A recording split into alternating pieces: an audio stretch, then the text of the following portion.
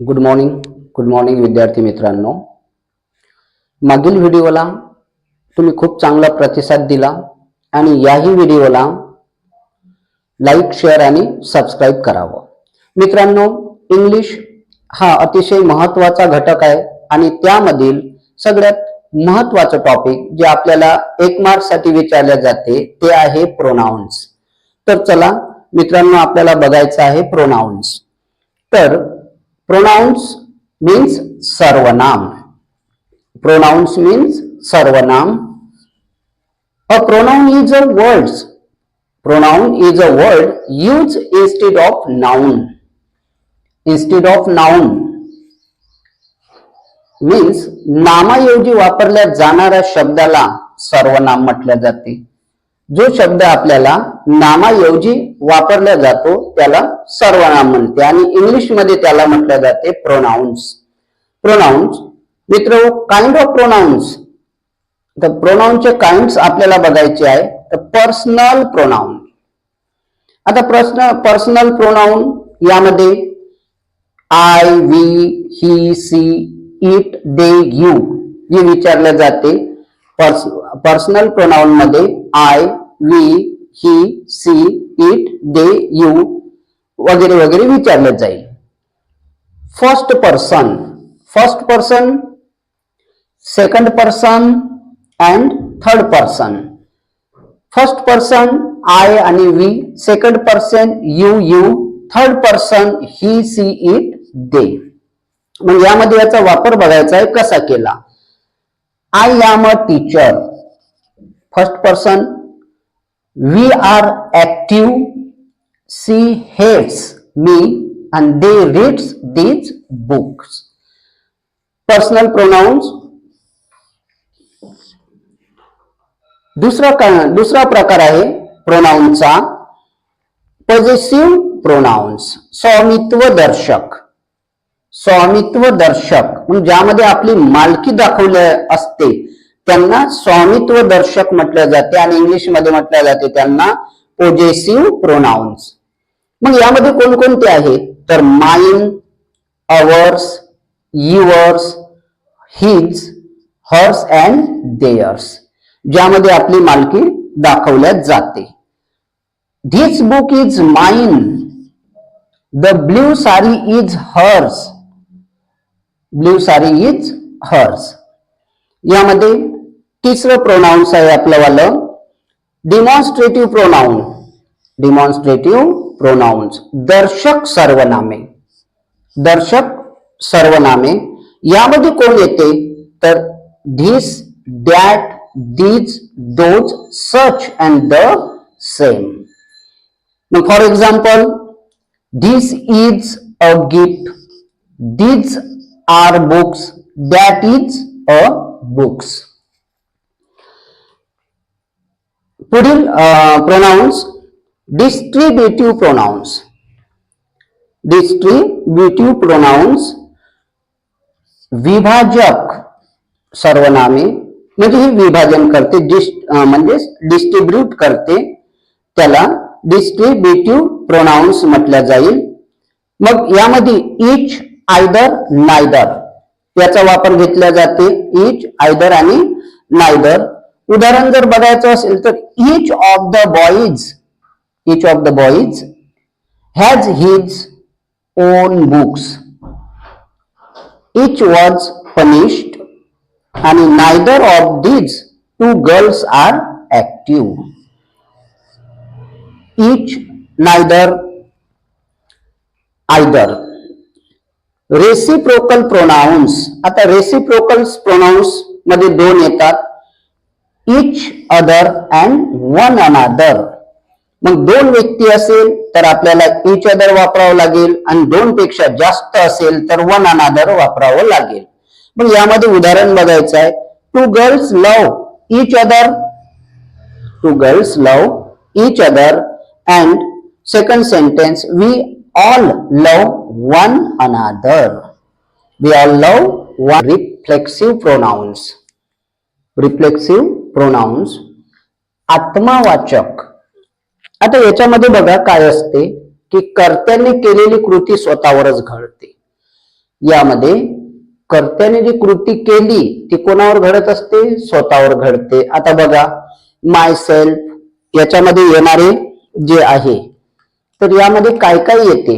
तर myself, herself, yourself, ourselves, yourselves, himself, itself and them slave.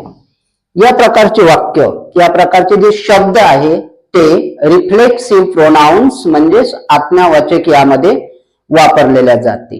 मग याचं उदाहरण पाहायचं आहे आपल्याला. We have to see the example. He hurt himself with a knife. He hurt himself. He hurt himself with a knife. आणि you burnt yourself. You burnt yourself. Himself and yourself. आता या दोन्ही वाक्यामध्ये काय झालेलं आहे? कर्त्याने केलेली कृती स्वतःवरच केलेली आहे.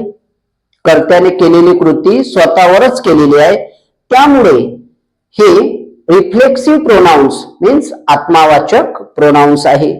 त्यानंतर पुढचं प्रोनाउन्स आहे आपलं एम्फॅथिक प्रोनाउन्स. एम्फॅथिक प्रोनाउन्स. आता एम्फॅथिक प्रोनाउन म्हणजेच जोरदर्शक, दबाव, फोर्स. एम्फॅथिक प्रोनाउन म्हणजेच काय? तर जोर, फोर्स किंवा दाब. आता यामध्ये बघा, यामध्ये हेच रिपीटेड आहे. जसं माय सेल्फ, जसं युअर सेल्फ, जसं myself, ourselves, yourself, yourselves, himself, herself, itself, themselves. हेच वाक्य रिपीटेड आहे, पण याच्यामध्ये कर्त्यानंतर हे वापरलेलं असते. ठीक आहे, स्वतःवर जोर दिला जाते. She herself wasted her property. She herself wasted her property. And second example, he himself cook fish. तो स्वतःसाठी कुक करतो. तो स्वतःसाठी कुक करतो. Then next is indefinite pronouns. Indefinite pronouns means अनिश्चित सर्वनामे. अनिश्चित सर्वनामे. Everybody, somebody, nobody, everyone, someone, none, all, some and any, nothings. हे अनिश्चित सर्वनामे आहे. म्हणजे हे जर वापरलं तर नेमका व्यक्तीचा बोध होत नाही. हे जेव्हा आपण वापरतो त्यावेळेस व्यक्तीचा बोध होत नाही, म्हणून त्याला म्हटलं गेलं अनिश्चित सर्वनामे. ठीक आहे, इनडेफिनाइट प्रोनाउन्स. मग एक्झाम्पल बघा, some are born great. Some are born great. Then if anybody helps me, I shall be thankful to you.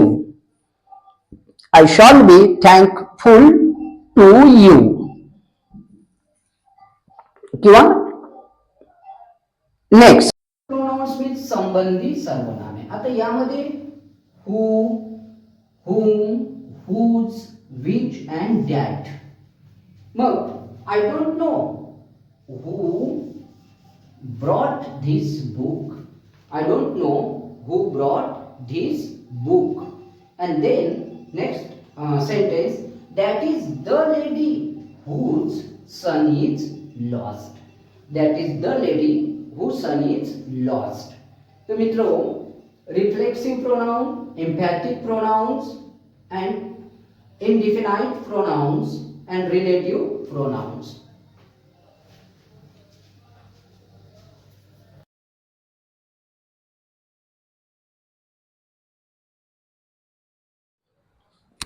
तर बघा मित्रांनो, पुढील आपलं प्रोनाउन्स आहे interrogative pronounce.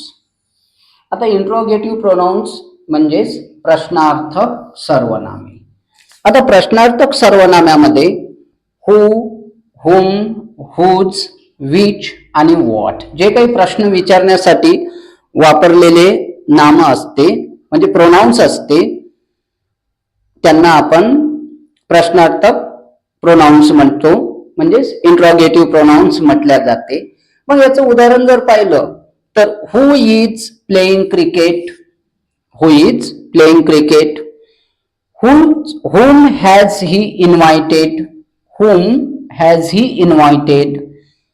Which is your books, which is your books. Whose is that car, whose is that car. तर प्रश्नार्थक सर्वनामामध्ये जे WH questions चे word आहे, जे WH क्वेश्चन बनवण्यासाठी वापरतात त्याला प्रश्नार्थक सर्वनामे म्हटल्या जाते. मग त्यामध्ये हु, हुम, हुज, विच, व्हॉट. पुढील आहे एक्सक्लामेटरी प्रोनाउन्स. तर एक्सक्लामेटरी प्रोनाउन्स म्हणजे काय, तर उद्गारवाचक सर्वनामे. यामध्ये येते व्हॉट्स. आता व्हॉट्सचा वापर जर उद्गारवाचक वाक्य हे सरप्राईज, सेन्स ऑफ सरप्राईज मध्ये असेल तर एक्सक्लामेटरी प्रोनाउन्स होते, सेन्स ऑफ सरप्राईज. तर मित्रांनो, मागील व्हिडिओला खूप चांगला प्रतिसाद दिला, याही व्हिडिओला चांगला प्रतिसाद द्याल. थँक्यू.